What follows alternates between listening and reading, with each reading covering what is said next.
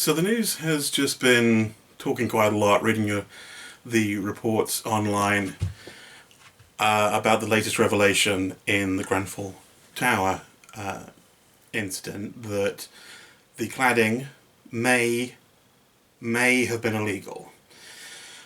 Now, I thought I might write a Facebook post, but it seemed easier just to do this to camera and talk to you a little bit about why this does not surprise me. The confusion doesn't surprise me. You know, we have the Chancellor saying, as far as he knows, that maybe it's illegal without actually checking.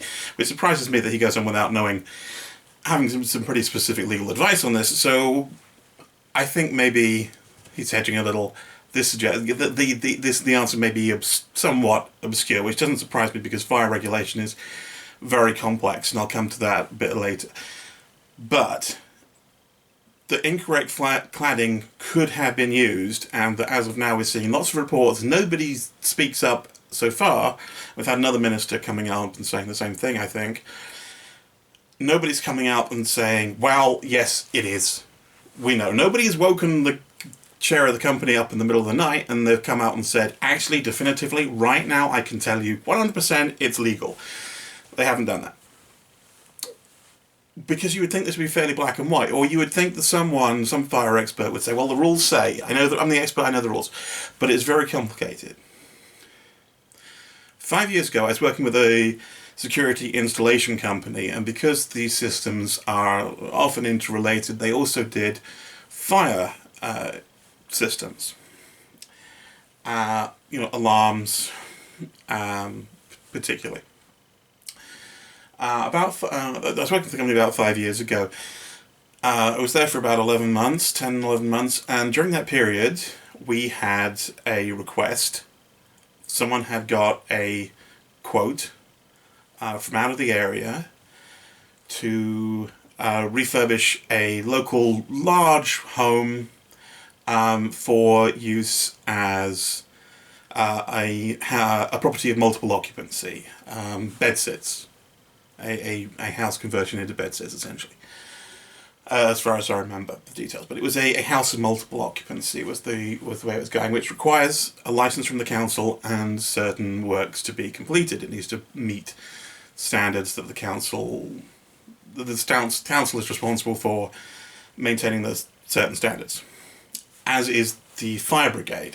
And this is where it gets confusing, because I contacted the fire brigade partway into this process, but it was the council that generally leads, as they have, they're the one that issues a license.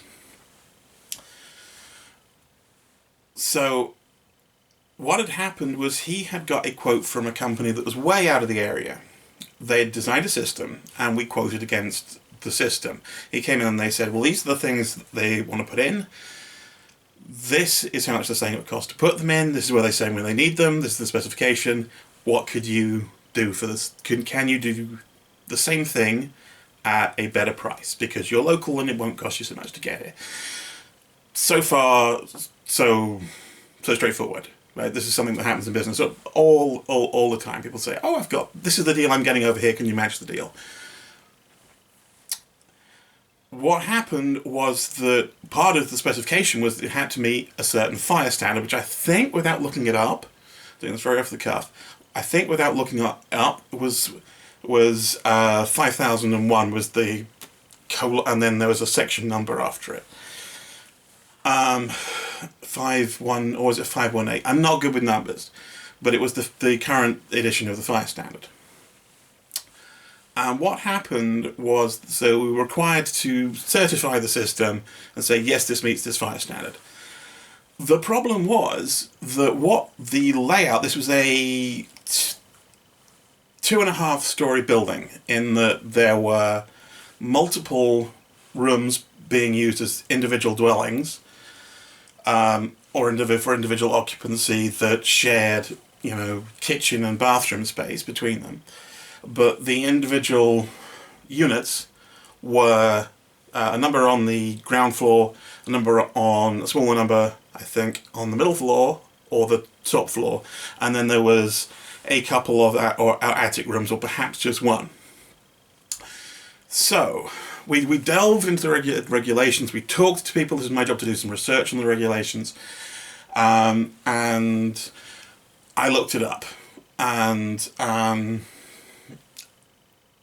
I wasn't the most experienced person in the building, but fire at that time for the company, I don't know if it's changed since, but it was a little step out of most of the work we did. So it was a straightforward process. We were, competent to do it because we looked at the standard, and the standard told us what to do. So the standard said that each floor needs to have a fire call point, an MC, otherwise known as a manual call point, an MCP, also known as a break glass, all of those things that you will have seen in any public building you've been in. These things will be posted, and these have to go on the entrances to the stairwells, entrances to points at which you leave the floor. And I think we spoke to some people, we got some more expert advice, and we figured that this didn't necessarily apply to the top room, because it was a room that went down into the corridor directly. So it didn't have a corridor that connected to a stairwell, and therefore it didn't count. But by our count, we needed one at each stairwell. There was a stairwell at each. There was a rear stairwell and a front stairwell. It was a largish house. It would have been quite a grand house. So there would have. So it had maybe it was originally like a servant's stairwell at the back. I don't know. But this was the deal. There was 2 stairwells. So it needed a core point each end. The idea being, quite sensibly, that you were going to be channeled through that point. So whenever you didn't want to miss the chance to activate a core point and then find yourself that you couldn't get out the way you thought you would and have to go around.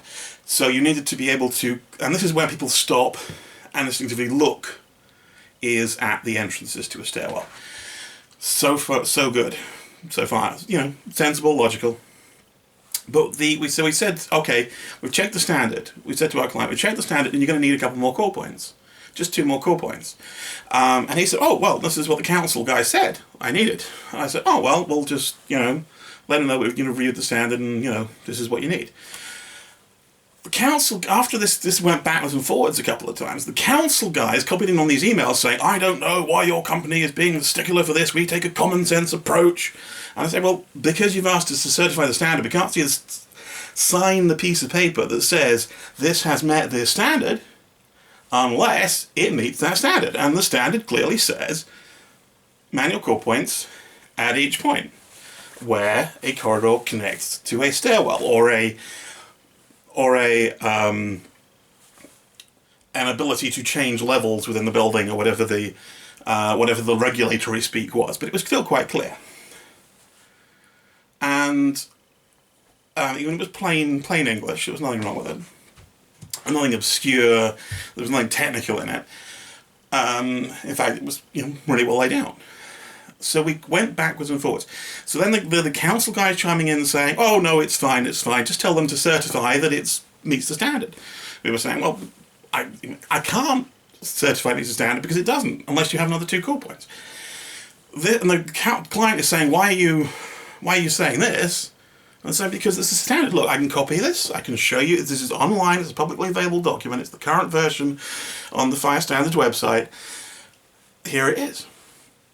But he's going, okay, well, I know he's kind of torn, so he keeps going back to his council guy, and the council guy keeps saying, oh no, common sense approach, just have one at the bottom level. So I end up having a conversation with this guy from the council, and the council guy is saying, right, well, I've read a summary, says the council guy, and it says that what you need to do is to have a core point within a certain number of meters. Completely different. And not at all what the fire standards say, because the standards refer to the positioning, down to the height they have to be off the wall, so that you can still reach them if you're short, or if you're wheelchair bound, that you can get to them, and still apply enough force, or if you're a child, or etc. So it's specified down to the centimetres off the floor that they have to be. Very specific. This is a very hot room, excuse me panting. But this is therefore what the situation was. The council guy, the fire officer of the council, I believe, the guy who goes and visits the privately owned houses of multiple occupancy and comes back and says, this is what you need to do, was telling me that because he had read a summary, he knew that it couldn't possibly be in the document that I had in front of me, and was quoting to him directly and read as I was reading it with my own eyeballs, with section numbers and paragraph numbers and line numbers and the whole thing, and he refused. I said, I can send you the link. I can send you, and I read out, it's paragraph X in section Y, and this is what it says. And so I went through all this with the guy, and he refused because he said, some other fire officer has written me a summary, and I'm not going to read the whole document. The document was not long. I mean, it took me maybe half an hour to an hour to read through it. That was in counting, rereads to make sure that I'd understood and that I hadn't missed anything. It wasn't, a 300-page document that required multiple evenings to digest. It was relatively straightforward setup because it was clear and specific to fire safety in buildings of multiple occupancy. But the fire safety officer of the council would not look directly at the document. He had received it, someone else had told him what was in the document, and that was good enough for him. Not coming from me, obviously, but from someone else. And I actually found this guidance, and it didn't refer to the standard number, which is what he had said. Remember, this is the council, the fire officer, who had said, certify that it meets standard this number. But he wouldn't look at standard that number. He wouldn't look at the document that explained that was the standard. So I'm not at all surprised that there's confusion about whether this cladding on Grenfell Tower was or wasn't legal. Because there's a huge difference between position manual core points at exits where you leave a level or a floor of a building to position them every so many meters. The standard does not mention this, but a previous standard had, apparently. Or there was another standard because there was a standard for conversions that was not a whole other standard, not even a whole different section of the standard, but a different regulatory body and all the other things. Because I then phoned the fire officer and says, what's going on with this? And he's, nah. I phoned the fire brigade, spoke to their standards officer. And he said, well, the council sort of takes the lead on the inspections and this is the way it is, but there are conflicting standards, he explained. And there was this, although this standard did refer to conversions, if you were converting it, there was apparently one that was supposed to be a different standard that obviously wasn't as stringent a standard, but was somehow more widely accepted. Despite the fact they were still both carried the full force of British law, and we were being asked, I'm going to repeat this bit, we were being asked to certify it to the specific standard that said manual core points at where you have an opportunity to leave a floor, for example, via a stairwell. So there's confusion, and this was a council. So the council officer responsible for this particular council was not reviewing a document that he needed to do his job, and reviewing it, and it would not take more than an hour to read. If I was handed this job, a contract for not a huge amount of money, but I took the time as part of our quoting process to spend an hour reading the document. This is a guy who goes out to these places and refuses. He's on in a telephone conversation with me. He would not consider the idea of looking at the original document. Someone else, another council officer, had told him he did it, and therefore this would be too much work and somehow excessive. And he kept using the phrase, we take a common sense approach.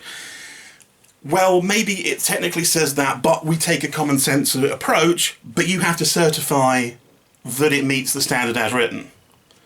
He was telling me I should certify it. He didn't use the words, you must certify it. But he was implying saying, why are you making this more complicated? Because you've told me to sign a piece of paper that says it meets a standard, and I can only sign a piece of paper because it meets a standard, is what I would tell him. So, yeah, it's a terrible, it's a situation that concerns me. And it's a situation that's always concerned me ever since I, was put in that place. And I can't understand why someone wouldn't actually read a document. If someone says to me, this is the document that you need to apply, I want to read that document. If someone says, right, your job is to certify homes meeting a certain fire standard, why wouldn't you read the standard?